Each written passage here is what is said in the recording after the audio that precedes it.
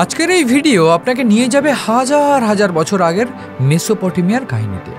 সুপ্রাচীন মহাকাব্য গিলগামেশ, যা শুধু কল্পনা নয় বরং হতে পারে মানব জাতির সঙ্গে ভিন গ্রহবাসীর প্রথম যোগাযোগের দলিল।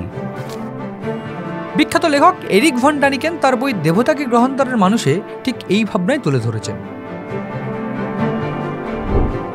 1850 সালের দিকে কুয়ন্থজিক পাহাড়ে পাওয়া যায় কিছু মাটির ফলক। এগুলোতে লেখা ছিল গিলগামেশের মহাকাব্য। এগুলো ছিল সংরক্ষিত আসিরীয় রাজা অসুর বাণীপালের গ্রন্থাগারে। পরে হামুরাবির আমলে আরেকটি কপি উদ্ধার হয়। গিলগামেশ ছিলেন অর্ধদেব, অর্ধমানব রাজা। তার মহিমায় উরুক শহরের মানুষ বিমুগ্ধ। এই গল্পে দেখা যায় তার সঙ্গী এনকিডুরের আবির্ভাব। যিনি দেবীর সৃষ্টি, তিনি অর্ধমানব, অর্ধ প্রাণী সাদৃশ। গিলগামেশ ও এনকিডুরের কাহিনীতে বারবার দেখা যায় এক বিশেষ বিষয়, মানব ও দেবতার মিলনে নতুন এক জাতের উদ্ভব হয়। ডানিকেনের মতে ভিন গ্রহবাসীদের সঙ্গে মানুষের যে যোগাযোগ ছিল, এটাই তার সব থেকে বড় প্রমাণ।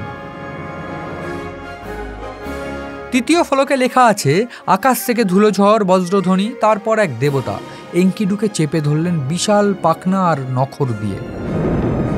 আজকের ভাষায় এটিকে তুলনা করলে দেখা যায় রকেট উৎক্ষেপণের সঙ্গে, যেখানে প্রবল শব্দ, ধুলো, অভিকর্ষের চাপ, সব কিছুরই কিন্তু ইঙ্গিত পাওয়া যায় ওই ফলকের লেখা থেকে।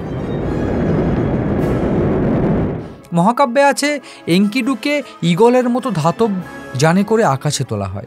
তিনি বলেন, প্রথম পৃথিবীকে মনে হলো পাহাড়, সমুদ্র আর হ্রদ। আরও উপরে গিয়ে তা বাগান আর জলাশয়ের মতো। আরও উপরে গিয়ে পৃথিবী যেন জাউ ভরা বাটি, সমুদ্র যেন ছোট পুকুর। এটি এত নিখুঁত যে আজকের নভোচারীদের বর্ণনার সঙ্গে একেবারে হুবহু মিলে যায়। কল্পনা নয়, যেন এক প্রত্যক্ষ অভিজ্ঞতা। গিলগামেশ যখন দেবালয়ে পৌঁছালেন, তাকে বলা হয় দেবতাদের মুখ দেখবে না, দেখলে মৃত্যু অবশ্যম্ভাবী। এমন বর্ণনা বাইবেলের এক্সোডাস বইতেও আছে। অর্থাৎ একই ঘটনা ভিন্ন ভাষায় সংরক্ষিত। এনকিডু হঠাৎ এক অদ্ভুত রোগে মারা যান।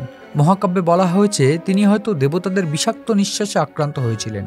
ডানিকেন বলেন, এটি রেডিয়েশনজনিত অসুখ হতে পারে, যা নভোযান বা ভিনগ্রহীয় প্রযুক্তির ফল। আজ আমরা যখন মহাকাশে পা রাখছি, মঙ্গল গ্রহে যাওয়ার স্বপ্ন দেখছি, তখনই প্রশ্ন উঠছে, হয়তো সেই প্রাচীন গল্পগুলো শুধু পুরাণ নয়, বরং ইতিহাসের হারিয়ে যাওয়া অধ্যায়। যদি সত্যিই একদিন প্রমাণ হয় যে ভিন গ্রহবাসীরা মানব সভ্যতা গঠনে ভূমিকা রেখেছিল, তবে আমাদের ধর্ম, বিশ্বাস, ইতিহাস সব কিছুই কিন্তু বদলে যাবে চিরতরে। Calcutta television network.